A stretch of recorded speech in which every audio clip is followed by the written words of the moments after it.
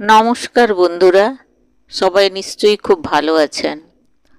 সামনের 15ই নভেম্বর উৎপন্না একাদশী।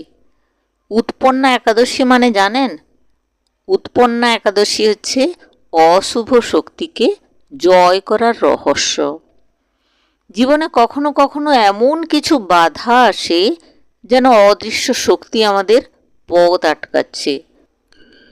কোনো একটা লক্ষ্যে পৌঁছতে গেলেই হঠাৎ সমস্যা, মন খারাপ, ভয়, সন্দেহ, ব্যর্থতা। যদি বলি এই অদৃশ্য অন্ধকার শক্তিকে পরাজিত করার এক গোপন উপায় আছে, শুনুন আজকের গল্প উৎপন্না একাদশী। সে অনেক বছর আগের কথা। অন্ধকারের প্রতীক ছিল মূর দানব, ভীষণ শক্তিশালী। সে কঠোর তপস্যা করে শিবের বর পেল। বর পাওয়ার পর তার অহংকার বেড়ে গেল। সে দেবতা, ঋষি, সাধু, এমনকি স্বর্গলোক পর্যন্ত আক্রমণ করতে লাগলো। দেবতারা তো ভয়ে আকাশের এক কোণে লুকিয়ে পড়ল।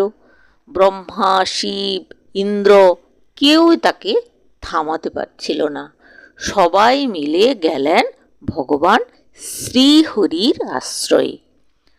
ভগবান বিষ্ণু তখন শান্ত চোখে বললেন, তোমরা ভয় পেও না, অন্ধকার কারুরই বেশি দিন থাকে না।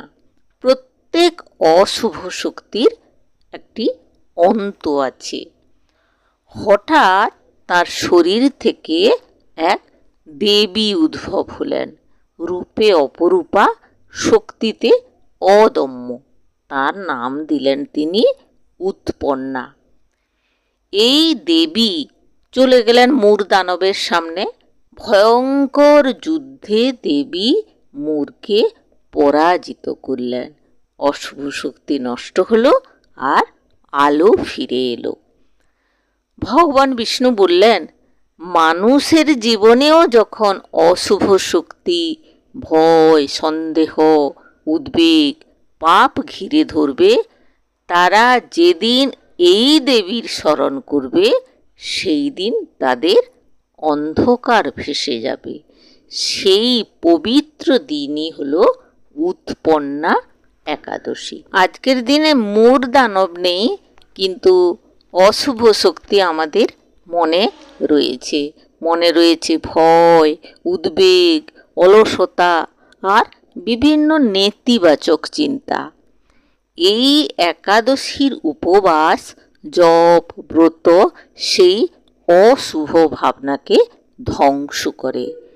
এই উপবাসের মূল শক্তি হচ্ছে মনকে জাগিয়ে তোলা, লক্ষ্যে স্থির রাখা আর আলোর পথে চলা।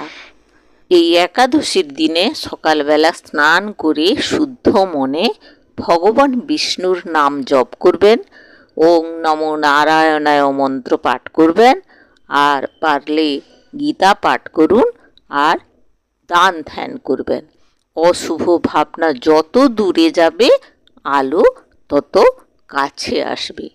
আর এই একাদশী পালন করলে আপনার মানসিক শান্তি বৃদ্ধি পাবে, মনোযোগ বাড়বে, আত্মবিশ্বাস আসবে আর কর্মফল শুদ্ধ হবে এবং সংসারে বাধা কমে যাবে।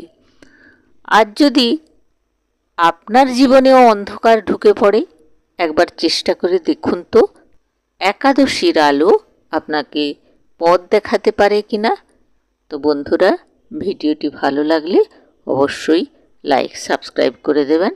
ধন্যবাদ, নমস্কার।